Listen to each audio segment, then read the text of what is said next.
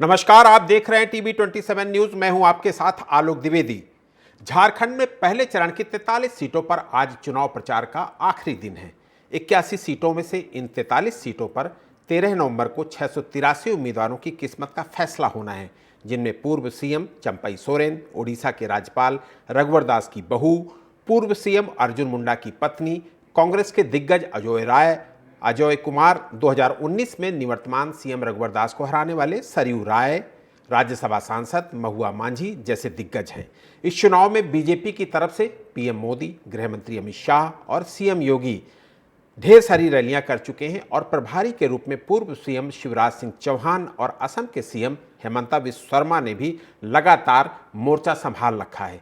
BJP की तरफ से कटेंगे तो बटेंगे, बांग्लादेशी घुसपैठिए, मुस्लिमों की बढ़ती आबादी और राज्य की डेमोग्राफी बदलने का मुद्दा बनाया जा रहा है, तो कांग्रेस और झारखंड मुक्ति मोर्चा शरणाधर्म कोड, संविधान, क्षेत्रीय अस्मिता और ओबीसी आरक्षण का मुद्दा उछाल रही है। हालांकि दोनों गठबंधनों के घोषणा पत्र लगभग एक जैसे हैं। एनडीए गठबंधन ने सत्ता में आने पर महिलाओं को हर महीने 2500 रुपए देने का वादा किया है, तो हेमंत सोरेन सरकार मैया सम्मान योजना को अपना ट्रम्प कार्ड मान रही है। यही योजना महाराष्ट्र में लाड़की बहन के योजना के नाम से चल रही है और वहां भी मायावती सरकार को इस योजना से बहुत उम्मीदें हैं। लेकिन झारखंड के उलट महाराष्ट्र में 6 बड़ी पार्टियां हैं, वहां पर बटेंगे तो कटेंगे और सीएम फेस पर महायुति में घमासान मचा हुआ है, तो महाविकास आघाड़ी में भी कई मुद्दों पर क्लियरिटी नहीं दिख रही है। वहां पर 20 नवंबर को एक साथ वोटिंग होगी। 13 नवंबर को जहां पर वोट डाले जाएंगे उनमें से 35 विधानसभा उपचुनाव और वायनाड लोकसभा उपचुनाव भी शामिल है, जहां से प्रियंका गांधी अपनी चुनाव की राजनीति की शुरुआत कर रही हैं। इन तमाम चुनाव के समीकरणों पर बातचीत करने के लिए हमारे साथ कुछ खास मेहमानों का पैनल होगा और हम शुरुआत करेंगे झारखंड की सियासत से, क्योंकि झारखंड में परसों चुनाव होना है। 13 तारीख को प्रथम चरण का चुनाव है और प्रथम चरण के चुनाव में ज़्यादातर सीटें आदिवासी इलाकों की हैं। उन आदिवासी इलाकों से ही ये तय होता है कि झारखंड में किसकी सरकार बनने वाली है। अभी तक जो प्रथम चरण की सीटें हैं वहाँ पर जेएमएम का बोलबाला रहा है और हम लोगों ने देखा कि पिछले 5 सालों में जेएमएम की कांग्रेस के गठबंधन के साथ सरकारें रही हैं। ऐसे में ये जो प्रथम चरण है झारखंड का, वो बहुत महत्वपूर्ण, बहुत खास और यहां पर जो बढ़त बनाता है वही झारखंड की सत्ता पर बैठता है, ऐसा माना जाता है। तो हमारे साथ तमाम खास मेहमानों का पैनल भी होगा और आज चूंकि अंतिम दिन है चुनाव प्रचार का, लिहाजा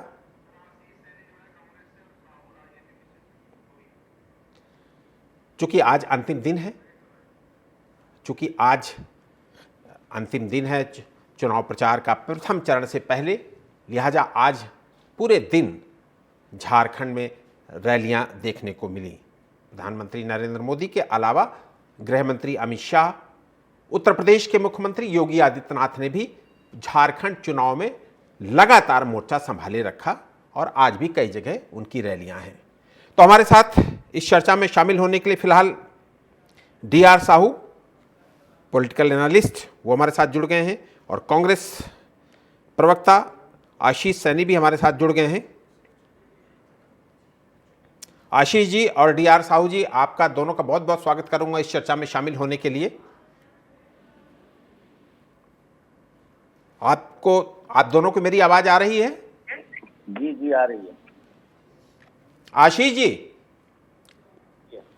आशीष जी, बीजेपी का कहना है कि झारखंड बीजेपी और अटल बिहारी वाजपेयी के संकल्पों के कारण बना, लेकिन पिछले 5 वर्षों में, चूंकि आप गठबंधन में रहे हैं, पिछले 5 वर्षों में राज्य की दुर्गति कर दी इंडिया गठबंधन सरकार ने।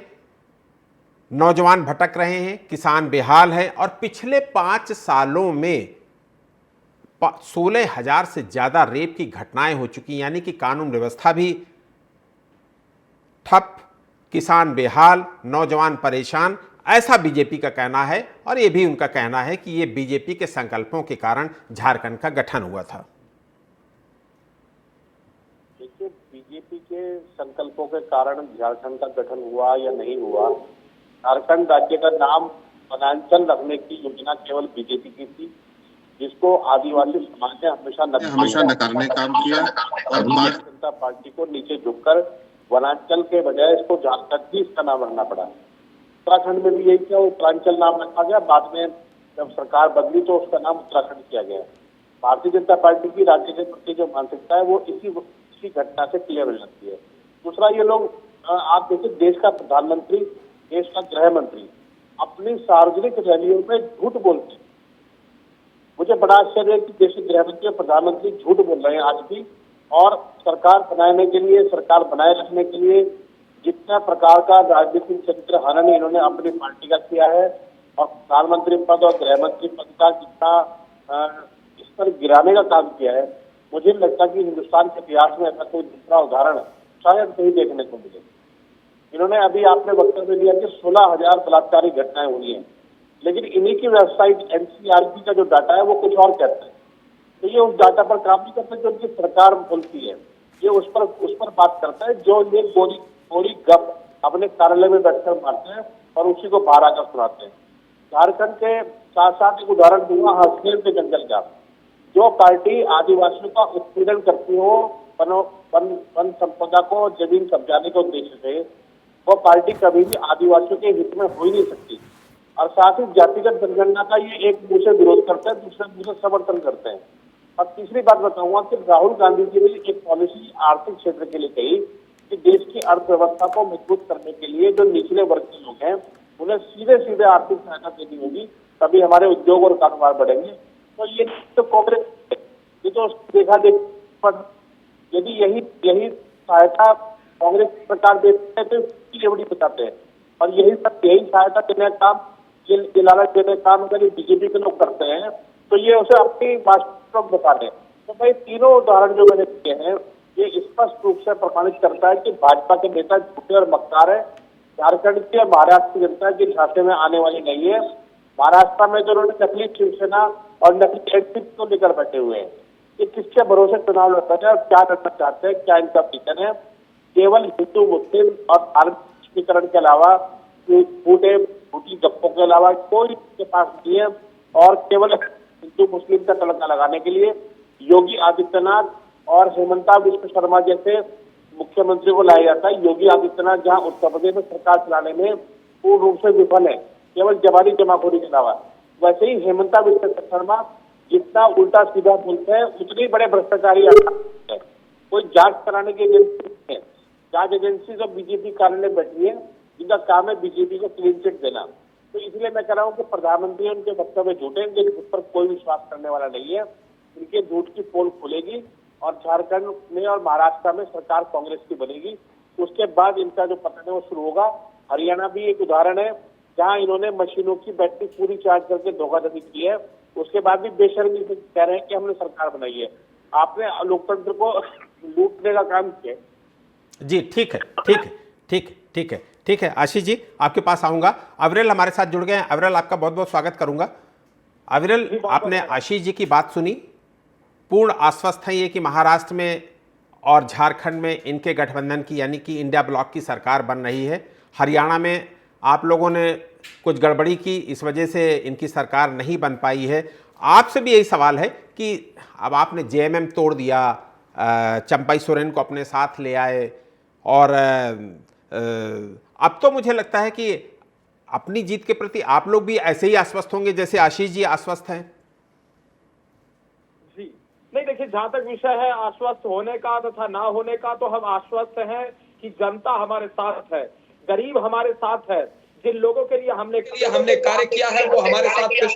जिस प्रकार से हम गरीब के हक की लड़ाई लड़ने का काम करते हैं, हम बेरोजगारों के हक की लड़ाई लड़ने का काम करते हैं, हम पीड़ितों को न्याय दिलाने का कार्य करते हैं, हम इंसाफ दिलाने का कार्य करते हैं, हम इंसाफ की लड़ाई लड़ने का कार्य करते हैं, हम अन्याय के विरुद्ध लड़ाई लड़ने का कार्य करते हैं, ये इन्हें स्पष्ट रूप से मालूम है। और जिस प्रकार अभी चर्चा के मध्य में हरियाणा आया था, तो इन्हें मैं सैनी जी को बताना चाहूंगा, शायद इनके द्वारा ही हरियाणा का जिक्र किया गया था। तो जहां तक हरियाणा की बात है, हरियाणा ने बहुत कुछ बता दिया।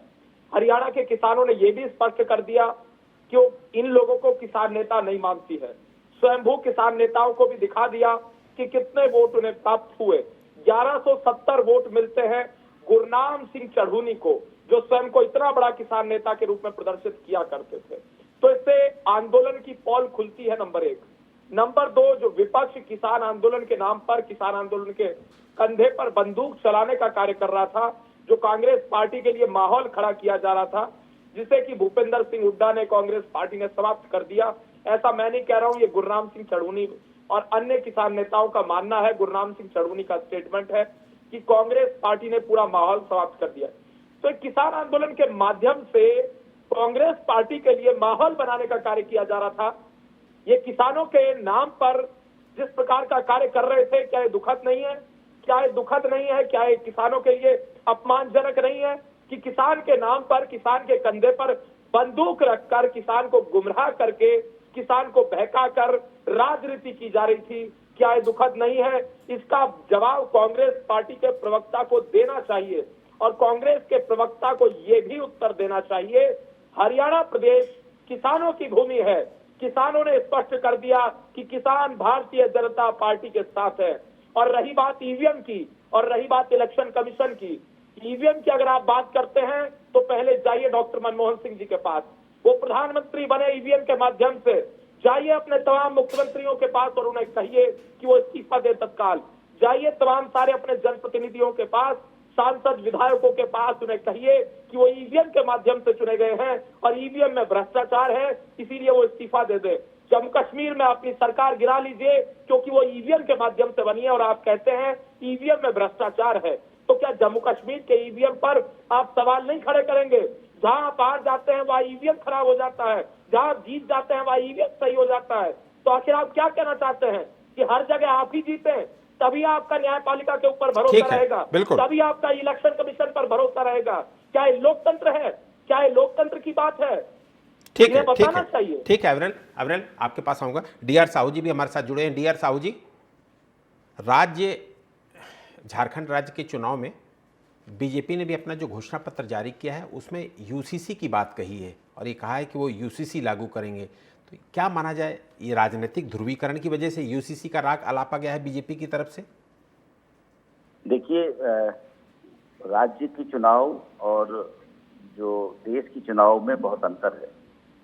और जहां तक पूर्वी भारत की बात करें, झारखंड हो या बिहार हो या पश्चिम बंगाल हो या उड़ीसा हो, और इन सभी राज्यों की यदि बात करेंगे तो वहाँ पे भाजपा बहुत प्रयास कर रही है कि उसका एक सरकार, मजबूत सरकार बने, जिससे कि इस सारे राज्यों को अपने कब्जे में लाए।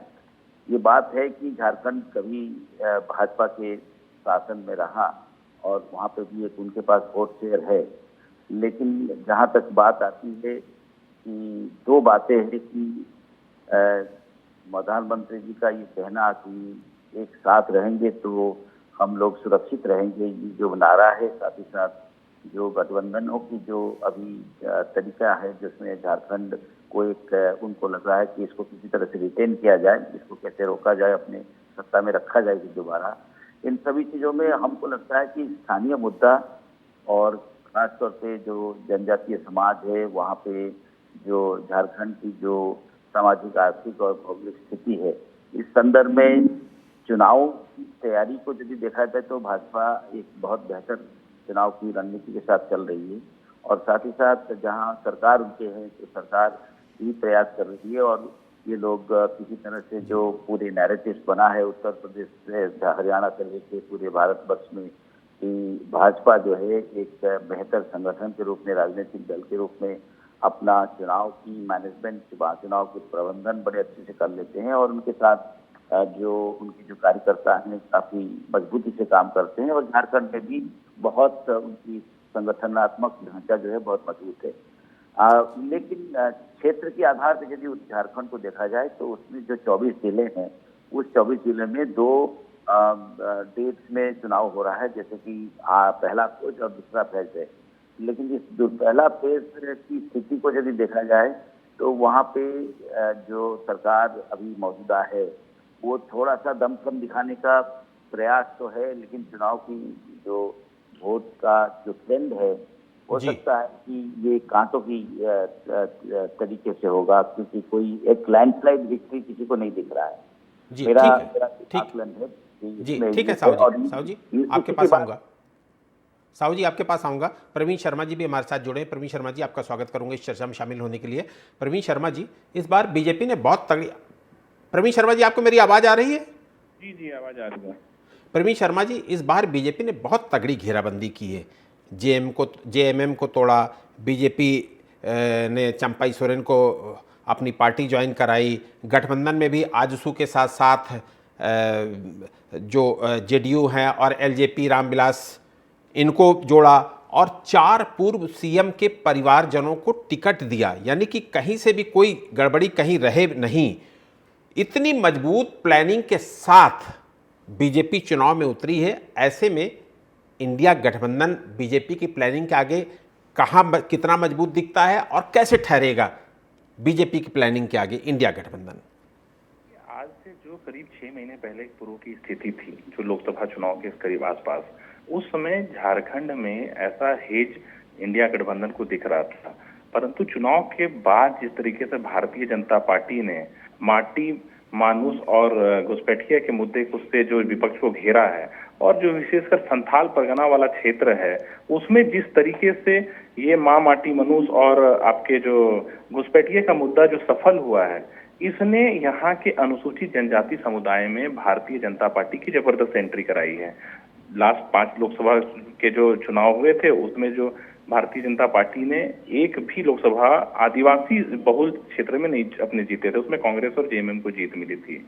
मैं ऐसा मानता हूं कि भाजपा ने जो अपने 2 धुरंधर भेजे, शिवराज सिंह चौहान और साथ ही साथ में हेमंत बिश्व शर्मा को, इन लोगों ने पार्टी के अंदर में एक जिसको बोलते हैं स्ट्रेटेजिक मैनेजमेंट पे फोकस किया, और एक एक करके सारे जो पार्टी के पिलर थे उनको पहले तो एक फोरम में लाया, और उसके साथ टिकट आवंटन से लेकर के चुनाव प्रचार में जो समन्वय हम लोग देख पा रहे हैं।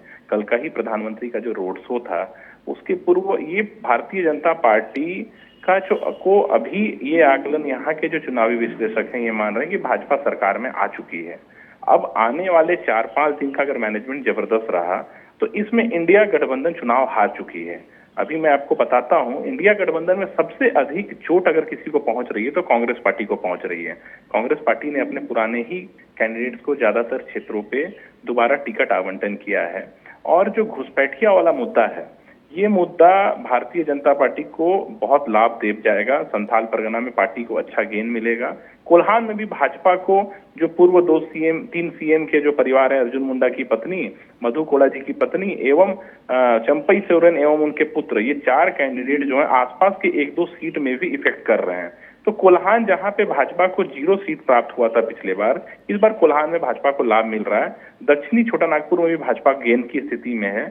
पलामू का जो क्षेत्र है, वहां अभी जो सूचना है कि मिथिलेश ठाकुर जैसे कद्दावर मंत्री जो कि नंबर 2 की हैसियत में थे जेएमएम में, वो भी चुनाव हार सकते हैं। तो ये मैं मान रहा हूं कि पार्टी को हेज मिल चुकी है। अब है कि चुनाव किस तरीके से बेहतरीन आने वाले 7-8 दिन में ये मैनेजमेंट करते हैं पार्टी।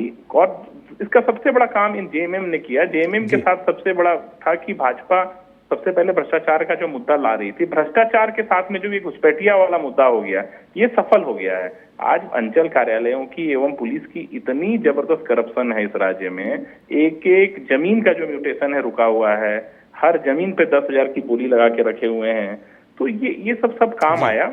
ये इंडी गठबंधन कहीं भी नहीं टिक रहा है भारतीय जनता पार्टी के नेतृत्व में, जो आपके जो एनडीए अलायंस है उसके सामने।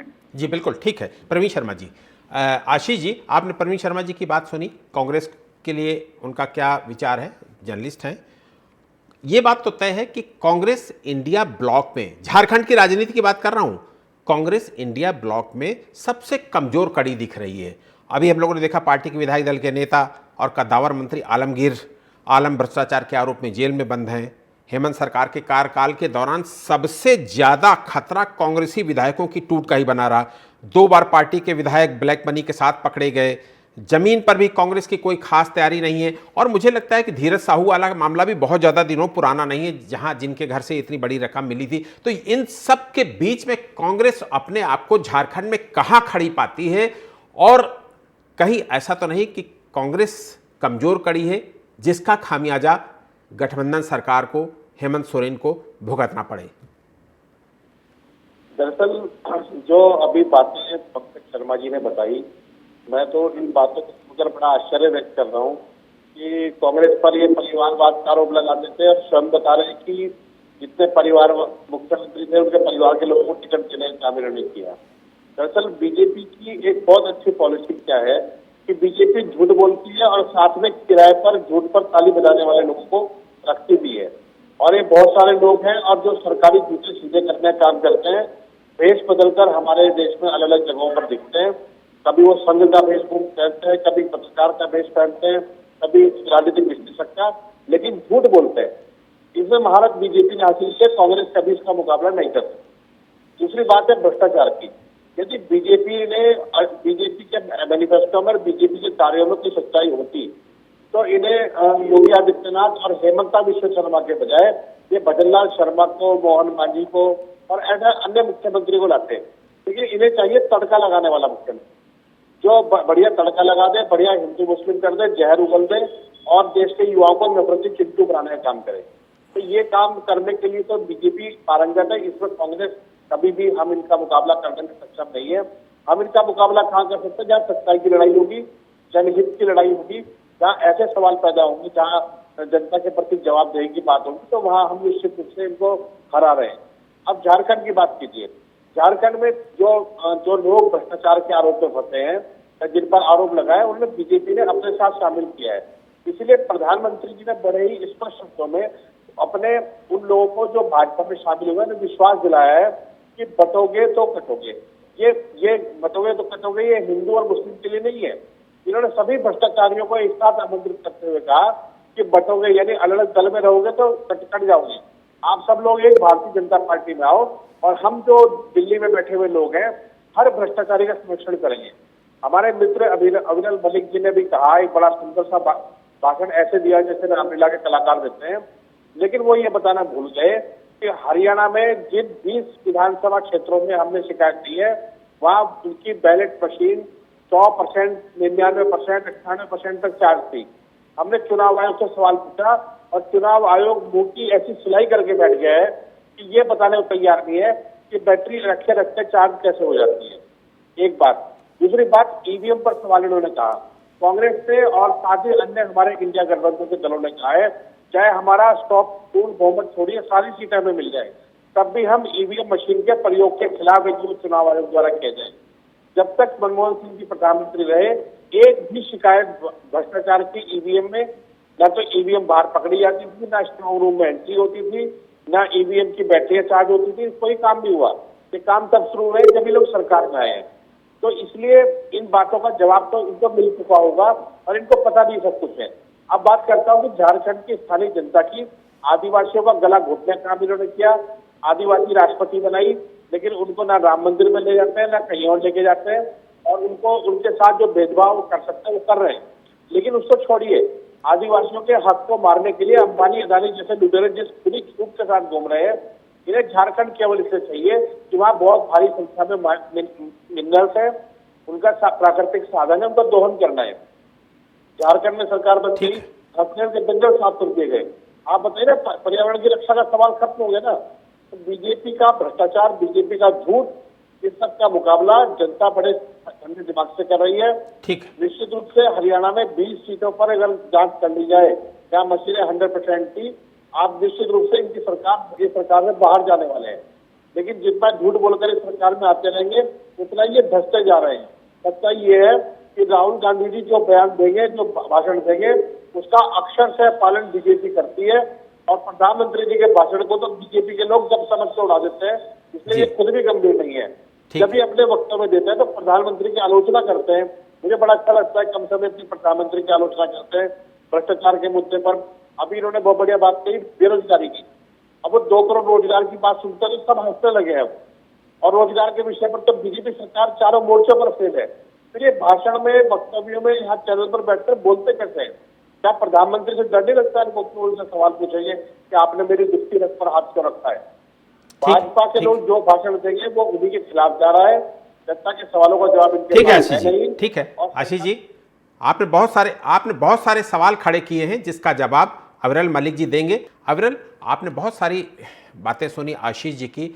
आशीष जी ने बहुत सारे सवाल भी आपसे किए, उसका जवाब तो चाहूँगा ही, लेकिन एक बात मैं भी अपनी जोड़ देता हूँ उसमें, चूंकि बटेंगे कटेंगे की बात हो रही, झारखंड और महाराष्ट्र जिन दो राज्यों में चुनाव हो रहे हैं, विधानसभा चुनाव हो रहे हैं, दोनों राज्यों में बटेंगे तो कटेंगे जैसे नारों के इर्द गिर्द ही पूरा चुनाव घूम रहा है। और इस नारे के जवाब में झारखंड के जेएमएम नेता हेमंत सोरेन, उन्होंने जवाब दिया है इसका और ये कहा है कि ना ही बटेंगे ना ही कटेंगे, यहां ना तो बटेंगे ना कटेंगे, लेकिन चुनाव के माध्यम से बीजेपी के लोग कूटे जरूर जाएंगे, ये शब्द उन्होंने इस्तेमाल किए हैं अविरल। और तमाम सारे सवाल जो आशीष सैनी जी ने आपसे किए हैं उन सब का भी जवाब एक साथ मैं चाहूंगा।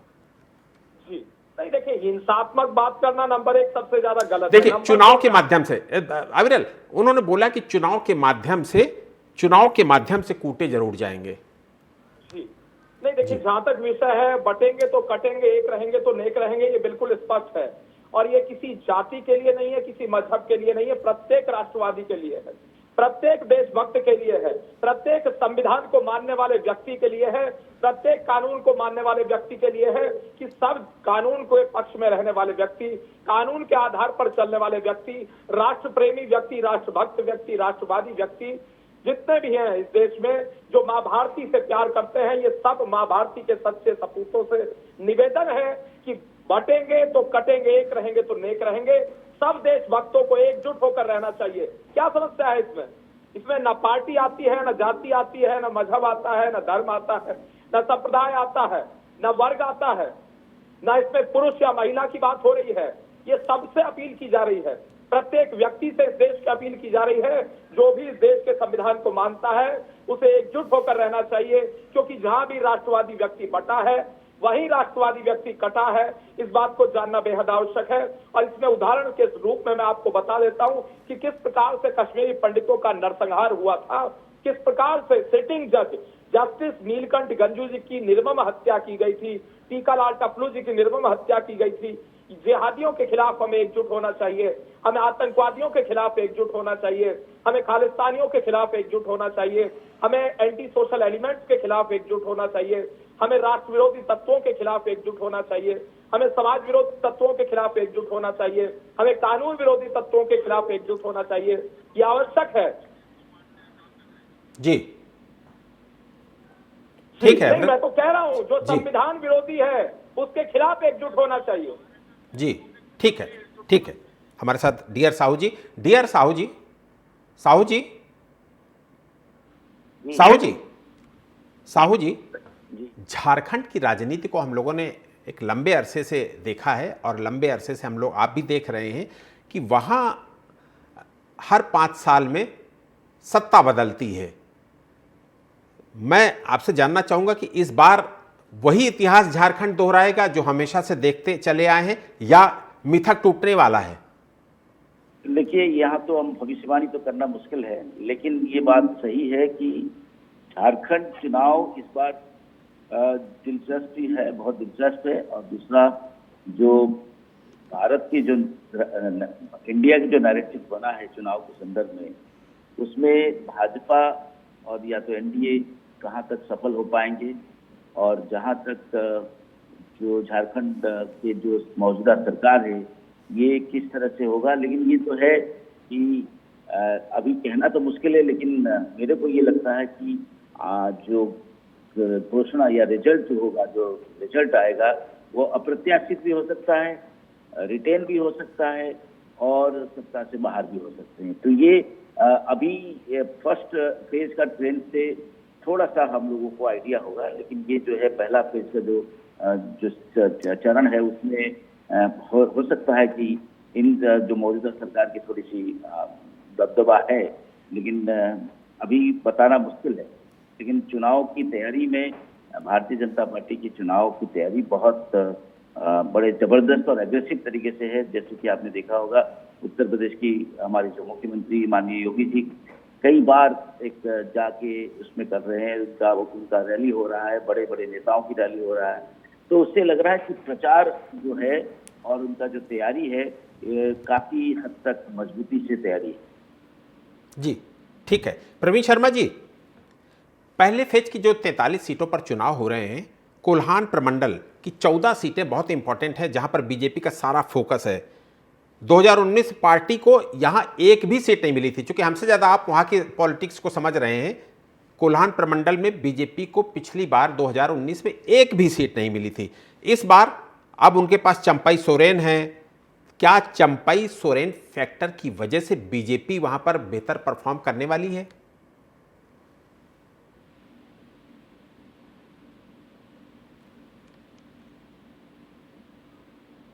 प्रवीण शर्मा जी की आवाज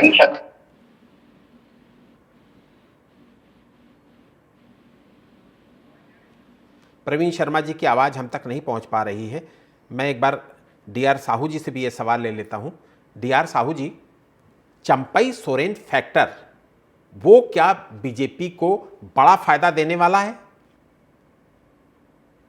कहानी व्यक्तिगत जब भी देखेंगे तो उसमें एक दो तरह की बात आ रही है। एक तरफ से आ रही है कि इनको एक जो दल छोड़ना और एक उनकी अपनी जानने अपनी जो परिवार से अलग होना, ये एक नेगेटिव भी हो सकता है, बल्कि भाजपा के लिए एक आशा की किरण है। लेकिन मेरे को लगता है कि इसके बारे में आकलन करना अभी मुश्किल है, क्योंकि ये एक विंडो ड्रेसिंग की तरह होता है कि सिंबॉलिक है कि भाई चंपई सोरेन आ गए तो फिर हम चुनाव को बदल देंगे, चुनाव की या इसमें हम सफल हो जाएंगे। ये कहना बड़ा मुश्किल है। जी ठीक है प्रवीण जी। आशीष जी, आशीष जी, आदिवासी सीटों पर बीजेपी जेएमएम सरकार में हुए करप्शन और बांग्लादेशी घुसपैठियों का मुद्दा उठा रही है। हालांकि आदिवासियों के बीच घुसपैठ का मुद्दा बहुत ज़्यादा प्रभावी नहीं दिख रहा है, लेकिन इससे बीजेपी राज्य में हिंदुओं को एकजुट करने में कामयाब होती दिख रही है। और ऐसा होने पर निश्चित रूप से जाहिर सी बात है कि नुकसान आपका ही होगा, इंडिया गठबंधन का होगा, कांग्रेस का होगा, जेएमएम का होगा। देखिए, पहले तो ये मान लेना कि बीजेपी हिंदुओं की पार्टी है, ये अपने आप में सत्य है। बीजेपी उन हिंदुओं की पार्टी है जो देश के लोगों से नफरत, जो आदिवासियों से, दलितों से, पिछड़ों से और अल्पसंख्यकों से सब सकते हैं, जिनमें दिल में भरी है। बीजेपी के वो हमारे लिए हिंदू वो है जो हिंदू धर्म में पैदा हुआ। पहली बात, राजनीति में धर्म का इस्तेमाल बीजेपी करती है, ये पहले हम आरोप लगाते थे, अब ये स्पष्ट रूप से दिखाई देता है। आज बीजेपी के पास केवल हिंदू मुस्लिम के अलावा कुछ भी बचती नहीं है। दूसरा, मैं एक उदाहरण आप सामने रखना चाह रहा हूँ। झारखंड के चुनाव में आप एक उदाहरण बदल देखिए, झारखंड छत्तीसगढ़ में आंकड़े के जंगल काटे कर आदिवासियों को पीटा जा रहा है, जबकि देश में राष्ट्रपति है वो आदिवासी है और उसके बावजूद भी आदिवासियों के विरुद्ध उत्पीड़न के मामलों में एक शब्द भी राष्ट्रपति कार्यालय चिट्ठी नहीं आई है। एक दूसरी बात, प्रधानमंत्री जब भाषण देते हैं, मैंने पहले ही सबसे पहले कहा, वो झूठ बोल रहे हैं। और हमारे यहाँ जो एक कहावत है, जैसे नकली देवता वैसे ऊट पुजारी। तो जैसे इनके पार्टी के नेता है, प्रधानमंत्री झूठ बोलते हैं, ऐसे इनके प्रवक्ता झूठ बोल देते हैं। मैं कह रहा हूँ कि बांग्लादेश की घुसपैठ को ये लेके चल रहे हैं, तो जो बांग्लादेश की प्रधानमंत्री गाजियाबाद में घुसपैठ करके बैठी हुई है, उस घुसपैठ के ऊपर कब कार्रवाई करेंगे लोग?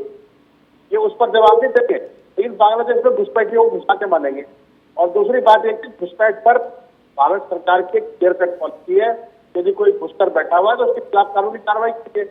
आपको किसने रोक सकता है? आप जब ईडी, सीबीआई और इसके विरोधियों क्या भेजते हैं, जरा दो चार आदमियों घुसपैठियों क्या भेजिए, लेकिन ये घुसपैठियों पर कोई कार्रवाई करेंगे, लेकिन दिखावा ऐसा करेंगे कि जैसे दूसरे दल के लोग घुसपैठियों को घर में लेकर आ रहे हैं, बीजेपी के लोग भगाने का काम कर रहे हैं। सबसे ज्यादा घुसपैठियों को संरक्षण देने का काम बीजेपी ने किया। इससे पहले छत्तीसगढ़ में रमन सिंह की सरकार ने नक्सलियों का समर्थन किया। कांग्रेस की लीडरशिप एक साथ बम धमाके करा दी गई, उसके बावजूद भी हम पर यह आरोप लगाकर नक्सलियों के समर्थन का, जबकि नक्सलियों के समर्थक ये आतंकवाद विरोधी होने की नौटंकी करते हैं। सबसे बड़े आतंकवादियों के समर्थक बीजेपी के लोग हैं। सबसे ज्यादा आईटी के एजेंट अगर पकड़े गए हैं भारत से, तो बीजेपी के कार्यकर्ता पकड़े गए हैं। एक कारण क्या है कि इस पर जवाब, इन बातों पर कब जवाब देंगे? कभी भी इस बात पर मैं बताऊंगा कि आपको कभी जवाब मिलेगा ही नहीं। प्रधानमंत्री जी ठीक है, नहीं जवाब अविरल जी देंगे। एक घुसपैठिया, बांग्लादेशी घुसपैठिया, बांग्लादेश की प्रधानमंत्री शेख हसीना गाजियाबाद बैठी हुई है, उन पर कार्रवाई कब की जाएगी? जरा ये अविरल मलिक जी बता दें, मैं इनकी सारी बात स्वीकार कर लूंगा। जी अविरल जी, सबसे पहले जवाब दे दीजिए, फिर एक सवाल मेरे भी होंगे। जी नहीं, देखिए जो इनका सवाल है ये अजीबोगरीब सवाल, इससे इनकी सबसे पहली बात तो सोच प्रदर्शित हो रही है कि कांग्रेस पार्टी की कैसी विचारधारा है, कैसी आइडियोलॉजी है और कैसी मेंटेलिटी और कैसा माइंडसेट कंटेन इनके नेता प्रवक्ता करते हैं। नंबर एक। नंबर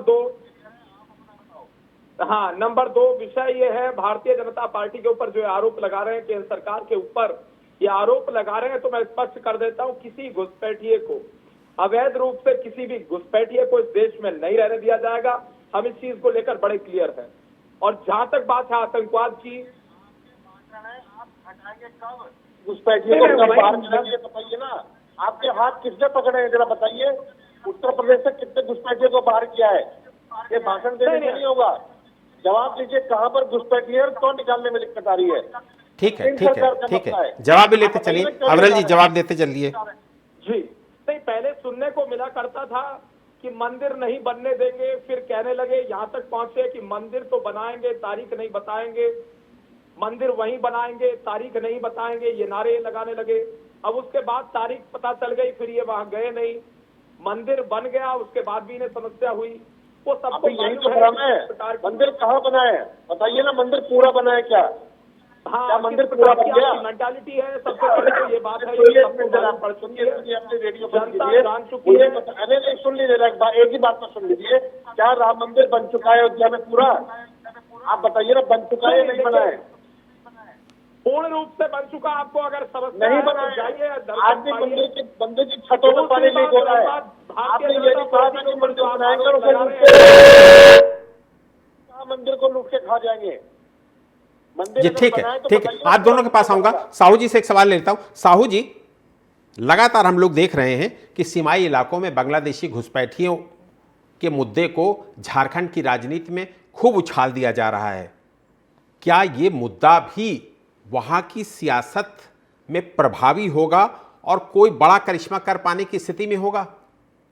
भारतीय जनता पार्टी की जो संगठन है, संगठनात्मक ढांचा है, वहां पे उनके पास बहुत सारे चुनाव के लिए मुद्दे तैयार किए गए हैं। उन सभी चुनाव की मुद्दों में ये जरूर संगठन की तरफ से, संस्थाओं की तरफ से इनके पास एक मुद्दा के रूप में आया होगा और उस मुद्दों को उन्होंने उछाला, क्योंकि राजनीति में जो सत्ता को हासिल करने के लिए हर कोई प्रयास करता है, हर तरह से प्रयास करता है। तो इसमें तो हम ये लगता है कि ये मुद्दा भी प्रभावित करने की संभावनाएं बहुत तेज। जी ठीक है। शर्मा जी, प्रवीण भाई, कांग्रेस नेता धीरज साहू वाला अभी हम लोगों ने चर्चा की कि उनके यहाँ पर 350 करोड़ रुपया मिला, उसके बाद एक पूर्व मंत्री आलमगीर की क्या स्थिति रही, वो जेल में भी हैं। ऐसे में जहाँ जहाँ कांग्रेस चुनाव लड़ रही, तो मुझे लगता है कि वो इंडिया ब्लॉक के लिए परेशानी का सबब बन सकते हैं, जो कांग्रेस जहाँ जहाँ है। जाहिर है इसका फायदा एनडीए को मिलेगा। आपका इसमें क्या मानना है, आपका क्या सोचना है, क्योंकि आप वहां पर लोकल बहुत सारी चीजें जानते हैं।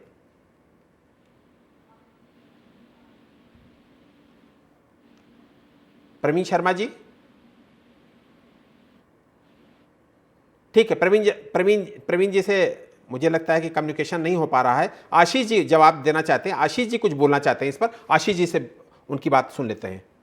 धीरज साहू जी एक राज्यसभा सांसद हैं जो कांग्रेस के कोटे से बने हैं, कांग्रेस पार्टी के नेता रहे हैं। उनके यहाँ करोड़ों रुपए, 250 करोड़ रुपए से अधिक नगद पकड़ा गया और ईडी ने और तमाम जो एजेंसियां हैं उनकी जांच करने का काम शुरू कर दिया। कांग्रेस पार्टी ने तत्काल उन्हें पार्टी से निलंबित कर दिया और अपने आपको उस भ्रष्टाचार से अलग किया। मैं तो केवल ये जानना चाहता हूँ कि जिनको अरेस्ट किया गया था, यदि वो बीजेपी में शामिल अभी तक नहीं हुए हैं तो उनके खिलाफ कार्रवाई क्या की गई है? क्या इंतजार किया जा रहा है कि कब वो बीजेपी की सदस्यता ग्रहण करने की तैयारी करें, या फिर उनके खिलाफ कार्रवाई न करके केवल नाम लेकर चलाया जाएगा? बात यही है कि सरकार और उसकी एजेंसियां कार्रवाई करने से बचती क्यों है? जब ये मंच पर खड़े होकर भाषण दे सकते हैं भ्रष्टाचार के खिलाफ, तो कार्रवाई करते हुए इनके हाथ पैर कांपते क्यों है? उसका मैं कारण बताता हूँ। 14,400 करोड़ रुपए के लगभग नकद पकड़ा गया लॉकडाउन के दौरान गुजरात में महेश शाह नाम के व्यक्ति से। आज तक ये मालूम नहीं है वो कहाँ गया। इलेक्टोरल बोर्ड का घोटाला सामने है, आज तक उसकी जांच नहीं हुई है। उसके बाद पैराडाइज और पनामा पेपर लीक मामले में लाखों करोड़ रुपए घोटाले के मामले सामने आए, लेकिन आज तक जांच नहीं की गई है। इन्होंने कहा था कि स्विट्जरलैंड से, स्विस बैंक से हम करोड़ों रुपए जो इंडिया का वहां जमा है भारत के लोगों का, उसको वापस लाएंगे। आज वो 1.5 गुना अधिक और बढ़ चुका है। भ्रष्टाचार के मामले में बीजेपी जब बात करती है तो वास्तव में हंसी आती है कि एक तरफ तो ये मंच पर खड़े होकर भाषण देते हैं और मंच से उतरने के बाद भ्रष्टाचारियों को सजा देने का काम करता है। ये हर 1 महीने बाद नीरव मोदी और मेहुल चोकसी को लाने की बात करते हैं। कहाँ है ये सब लोग, ये कब पकड़े जाएंगे? ये सारे सवालों के जवाब बीजेपी के पास नहीं है, जनता के पास जवाब है। लोकतांत्रिक ढंग से जनता जवाब देगी और दे भी रही है। लेकिन ये ईवीएम में घोटाले, ये हिंदू मुस्लिम कर देना और तमाम जगहों पर झूठ बोलकर सरकार बनाने की कोशिश करना, ये सब चीजें इसके रास्ते में बाधा है। हम लोकतांत्रिक ढंग से अपनी बात जनता के बीच में रखते हैं, जनता अपना वोट देती है, लेकिन हम ना तो लोकतंत्र के लुटे रहे, ना वोट के लुटे रहे। सच बोलकर मतदान मांगेंगे और जितना हमें मतदान मिलता है, जनता का प्यार मिलता है, वो हमारे लिए बहुत अच्छी तरह स्वीकार्य है। लेकिन हम वोट पाने के लालच में झूठ नहीं बोलेंगे। जी ठीक है। अविरल जी, मल्लिकार्जुन खड़गे जी कांग्रेस के राष्ट्रीय अध्यक्ष हैं, उन्होंने कल, उनका मैं बयान देख रहा था, उन्होंने कहा कि गेरुआ पहनकर बटेंगे तो कटेंगे जैसे नारे नहीं बोलने चाहिए। नहीं, ये तो स्पष्ट रूप से एक संत का अपमान है और ये संतों का अपमान है। ये भगवा वस्त्र का अपमान है सरासर जो उनके द्वारा किया गया है। ये निंदनीय है, बहुत दुखद है। गेरुआ पहन के इस तरह की बात करना गलत है, तो आप बताइए ना गलत कैसे है? संत का अपमान कैसे हो गया? क्या शंकराचार्य गेरुए कपड़े नहीं पहनते जिनका आप अपमान करते हैं? मैं स्पष्ट कर देता हूं। देखिए, जहां तक बात है बटेंगे तो कटेंगे की, मैंने पहले स्पष्ट कर दिया कि राष्ट्र विरोधियों के खिलाफ, राष्ट्र भक्तों को एकजुट करने की बात है, आतंकवादियों के खिलाफ इस देश के प्रत्येक व्यक्ति के एकजुटता का विषय है और जितने संविधान विरोधी लोग हैं उनके विरुद्ध एकजुट होने का विषय है। जितने संविधान के मानने वाले हैं उनको एकजुट करने की बात है। अब इसमें इस नारे से समस्या क्या है, मैं तो ये जानना चाहता हूँ आशीष जी आपसे। क्या आप संविधान को नहीं मानना चाहते? क्या आप देश को नहीं मानना चाहते? सुन लीजिए ना, आप समस्या सुन लीजिए। आपने कहा कि संविधान विरोधी जो लोग हैं हम उनके खिलाफ हैं। आपकी पार्टी के 14 नेताओं ने संविधान को बदलने की बात कही है कि हम आएंगे तो बदल देंगे। तो क्या आप उन्हें पार्टी से बाहर निकालने का काम करेंगे? और ये बताइए, क्या आपकी खुद की आइडियोलॉजी क्या संविधान समर्थक है? आप हर जगह संविधान को तार ताक पे रखते हैं। आज चुनाव आयोग से लेकर सीबीआई, ईडी तमाम दुरुपयोग होने के बावजूद भी आप संविधान का गाना बजा रहे हैं। आप संविधान के विरोधी हैं, संविधान को खत्म करने वाले लोग हैं और आप इस बात को बोलते हुए जो झूठ बोल रहे हैं। मैंने फिर यही कहा, जैसे नकले देवता वैसे ऊट पुजारी, यानी आप भी वही बोल रहे हैं आज चैनल पर बैठकर। अरे महाराज, आप अगर यहाँ इतनी बड़ी सरकार केंद्र में चला रहे हैं, कई राज्यों में आपकी सरकारें हैं, उसके बाद भी भ्रष्टाचारी आपकी पार्टी में, व्याभिचारी आपकी पार्टी में, बलात्कारी आपकी पार्टी में, आईएसआई के एजेंट आपकी पार्टी में, आतंकवादियों के साथ गठबंधन आपका, आतंकवादियों को समर्थन आपका, और आप किस बेशर्मी से अपने आप को राष्ट्रवादी बता रहे हैं? ठीक है, कौन सा आशीष जी आपने तय कर लिया अपने लिए? ठीक है आशीष जी, आप लोगों ने कैसे तय कर लिया कि आप, मेरा सवाल एक सेकंड ये भी है कि आपने कैसे तय कर लिया कि आप हिंदूवादी हैं? आप 90% हिंदुओं के टुकड़े टुकड़े करके केवल दलालों को और चाटुकारों को हिंदू समझते हैं और आप उनका अपमान करते हैं। और 4-5 सरकारी दलालों को गेरुआ कपड़ा पहनाकर आप संत का दर्जा दे रहे हैं और भारत के शंकराचार्यों का अपमान करते हैं और हिंदुत्व के ठेकेदार समझते हैं खुद को। इस पर आश्चर्य है। क्या बात कर रहे हैं आप भ्रष्टाचार में, दुराचार में, हर मामलों में तो घिरे हुए लोग हैं। ठीक है। अविरल जी, आपकी रैली नहीं है, कार्यक्रम नहीं है आपका, ये डिबेट है। डिबेट के तरीके से आप डिबेट बिल्कुल जवाब भी दे दीजिए। अविरल जी, आप जवाब भी दे दीजिए। अविरल जी इसका जवाब भी दे दीजिए। हाँ, नहीं, ये कोई नहीं है डिसाइड करने वाले कि मैंने क्या बोलना है और क्या नहीं बोलना है। बिल्कुल। व्यूअर्स, करोड़ों दर्शक डिसाइड करेंगे, जनता डिसाइड करेगी। अब जहां तक बात है कॉन्स्टिट्यूशन ऑफ इंडिया की, तो कॉन्स्टिट्यूशन ऑफ इंडिया को ऐसे दिखा देने से केवल काम नहीं चल जाता है, इसको सही से इंप्लीमेंट कराने की आवश्यकता है और फंडामेंटल राइट्स प्रत्येक व्यक्ति के प्रोटेक्ट हो सके, इसके लिए लड़ाई लड़ने की आवश्यकता है, जो कि आपके नेताओं ने और जिस पार्टी से राइट की बात करी आपने, लद्दाख के लोगों के फंडामेंटल राइट की बात करी है, कभी आदिवासियों के फंडामेंटल राइट की बात करी है? नहीं, बताइए ना कब करी आपके बाद? मुझे जानकारी में नहीं है ना आपके प्रधानमंत्री ने और आपके नेताओं ने कब कहा। ₹2.5 किलोमीटर से अधिक टोल वसूलने वाले नितिन गडकरी से पूछा आपने कि फंडामेंटल राइट क्या होता है? जी ठीक है, ठीक है। एक साहू जी से सवाल ले लेता हूं, फिर आता हूं आपके पास। साहू जी, झारखंड की राजनीति में कहा जाता है कि वहां पर जो 26% आदिवासी वोट हैं वही सत्ता की कुंजी तय करते हैं कि किसको दे दी है। इस बार उन आदिवासी वोटरों का रुझान क्या है, क्या सोच रहे हैं? देखिए, झारखंड से जो पूर्व राज्यपाल थे, एक आदिवासी महिला थी, उसको राष्ट्रपति बनाया गया है। और जहाँ तक बात है, झारखंड में आदिवासी समाज के लोगों के लिए बहुत सारे ऐसे कार्यक्रम हो रहा है जिसमें उनकी अस्मिताओं को आगे बढ़ाने की बात कर रहे हैं। लेकिन ये जो जहाँ तक भ्रष्टाचार की बात है, तो इन दोनों दलों में यदि सत्ता में जो भी आए हैं, उस सत्ता के जब भी आए हैं, इन दोनों राजनीतिक दलों की बहुत सारी ऐसी भ्रष्टाचार की चीजें सबके दलील में है।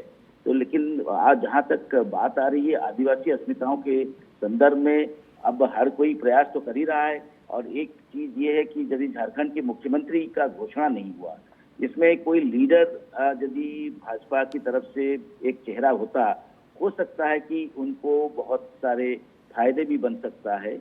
लेकिन अभी इसमें झारखंड की जो मौजूदा सरकार है, उसमें तो सभी को पता है कि यदि ये सरकार आएंगे दोबारा, तो वो मुख्यमंत्री सोरेन जी रहेंगे, तो एक आदिवासी हमारे रहेंगे। तो इसलिए कहना मुश्किल है, लेकिन ये बात सही है कि सभी दोनों दल रुझान उस तरह से है, मतलब उसको लुभाने की बात करते हैं। और आदिवासी अस्मिता ही एक महत्वपूर्ण प्रभाव डाल सकता है। जी ठीक है। आशीष जी, एक छोटे छोटे सवाल ले लेता हूं, छोटे छोटे जवाब भी चाहूंगा। आशीष जी, आप लोगों की 5 साल की एंटी इनकम्पेंसी, चूंकि आप सरकार के साझीदार रहे हैं, और हरियाणा में फिलहाल अभी जो हार की निराशा हुई, जितना जितना चुनाव आप लोग हारे, किन परिस्थितियों में हारे, इस पर मैं नहीं जाऊंगा। ऐसे में झारखंड में एनडीए की जो मजबूत प्लानिंग है, उससे आप कैसे निपटेंगे? देखिए, झारखंड में तो एक कहावत है कि दूध का जला हुआ साथी कर पीता है। हमें हरियाणा में हमारे हम दूध से जले हैं और जगहों पर और भी ऐसे काम हैं। तो ईवीएम को लेकर जो हमारे सवाल हट रहे हैं, हम हमेशा अपने कार्यकर्ताओं को ईवीएम की ट्रेनिंग देते हैं, तभी ये जांच सामने आती है कहाँ कहाँ गड़बड़ी है। दूसरी बात मुद्दों को लेकर है, भाजपा जैसी धार्मिक ध्रुवीकरण करेगी तो एक बहुत बड़ा वर्ग जो हिंदू समुदाय से संबंधित है, वो भाजपा की इन नीतियों से सहमत ही नहीं है। भाजपा न तो मुस्लिम विरोधी है और न ही भाजपा हिंदूवादी है। ये स्पष्ट हो चुका है, भाजपा केवल भ्रष्टाचारवादी है। एक एक भ्रष्टाचारी को अलग अलग संरक्षण देने का काम करते हैं। हो सकता है कि वो अपने धनबल से और अपने बाहुबल से मतदाताओं को रिझाने का काम करने का सोचते होंगे, लेकिन हिंदुस्तान की जनता बहुत विचार हो चुकी है, भाजपा के धोखे में नहीं आई। इसीलिए यही कारण महत्वपूर्ण है कि इन्हें चुनाव आयोग का भी सहारा लेना पड़ता है, झूठे मुकदमों का भी सहारा लेना पड़ता है, तमाम झूठ इनके नेताओं के मंच से बोलने पड़ते हैं। कारण एक तो प्रधान सच्चाई सच बोलने वाले व्यक्ति है। तो हम तो कह रहे हैं, छोड़ दीजिए कांग्रेस को, छोड़ दीजिए जेएमएम को, छोड़ दीजिए शिवसेना और एनसीपी को, आप केवल पत्रकारों का सामना कर लीजिए। हम तो ये कह रहे हैं, पत्रकार तो किसी दल के नहीं होते, आप केवल पत्रकारों को पत्रकार वार्ता से आ जाइए और जरा 4 जवाब दीजिए, लेकिन नहीं देंगे। इनके प्रवक्ता जब स्क्रीन पर आते हैं तो एक डिजाइन इनका फिक्स है, दूसरों की बात का सही जवाब देंगे नहीं और कई सही बातें करेंगे। इसलिए आज जो बनी है देश के अंदर, वो है कि बीजेपी पे भरोसा लगातार बढ़ता जा रहा है और कांग्रेस पर और इंडिया गठबंधन के लोगों पर भरोसा बढ़ता जा रहा है। हम तेजी से नहीं बढ़ रहे, धीरे धीरे बढ़ रहे हैं, लेकिन निश्चित रूप से आगे बढ़ रहे हैं। और ये देश ये समझ चुका है कि देश को संविधान से चलाने का काम अगर कोई कर सकता है तो कांग्रेस के नेतृत्व में बना इंडिया गठबंधन भी कर सकता है। जी ठीक है। अविरल, जहां भी राज्यों में विधानसभा चुनाव होते हैं, इंडिया ब्लॉक के नेताओं का ये एलिगेशन है बीजेपी पर, वहां पर केंद्रीय जांच एजेंसियां भी पैरेलल अपना काम शुरू कर देती हैं। अभी हम लोगों ने देखा कि झारखंड मुक्ति मोर्चा के केंद्रीय सचिव हैं, बहुत बड़े उद्योगपति हैं झारखंड में, गणेश चौधरी, उनके यहाँ इनकम टैक्स की रेड, इसके अलावा कई बड़े नेताओं के यहाँ भी ईडी और सीबीआई की रेड पिछले लंबे टाइम से झारखंड में हम लोग देख रहे हैं। और इंडिया ब्लॉक के नेताओं को जब भी मौका मिलता है वो ये कहते हैं कि केंद्रीय जांच एजेंसियों का दुरुपयोग बीजेपी के इशारे पर किया जा रहा है, चुनाव को प्रभावित करने के लिए किया जा रहा है।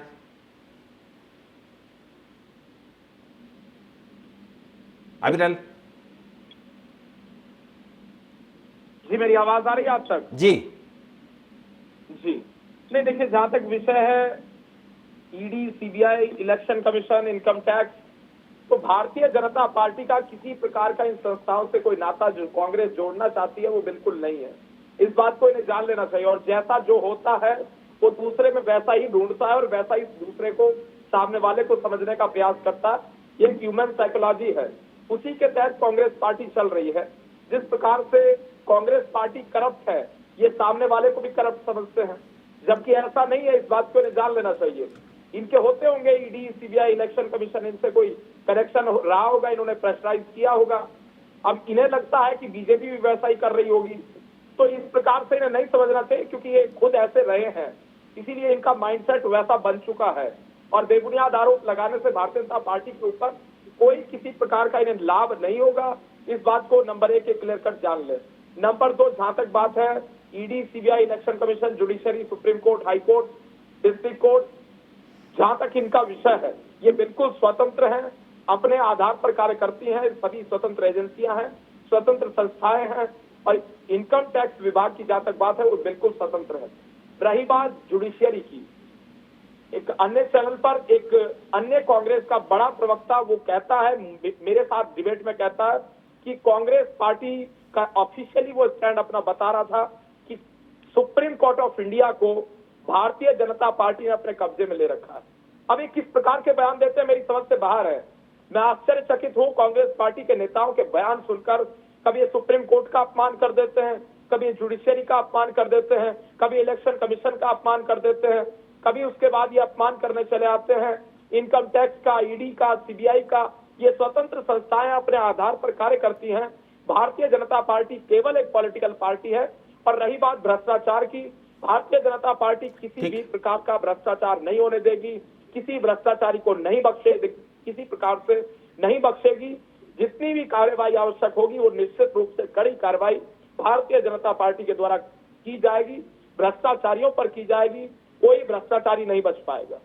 ठीक है, फिलहाल वक्त हमें इतने की इजाजत देता है। आशीष जी, बहुत संक्षिप्त में अगर 10 सेकंड में अपनी बात खत्म कर सकें तो करिए, चूंकि वक्त बहुत कम है। जी चाहूंगा, मैं अविरल जी की बात का पूरा समर्थन करता हूं। भारतीय जनता पार्टी एक भी भ्रष्टाचारी को नहीं बख्शेगी, सबको बीजेपी में शामिल कर लेगी। जी ठीक है, फिलहाल वक्त हमें इतने की इजाजत देता है। आप तीनों मेहमानों का बहुत बहुत शुक्रिया करूंगा। महाराष्ट्र में फिलहाल महायुति की यानी एनडीए की सरकार है, तो झारखंड में इंडिया गठबंधन की सरकार।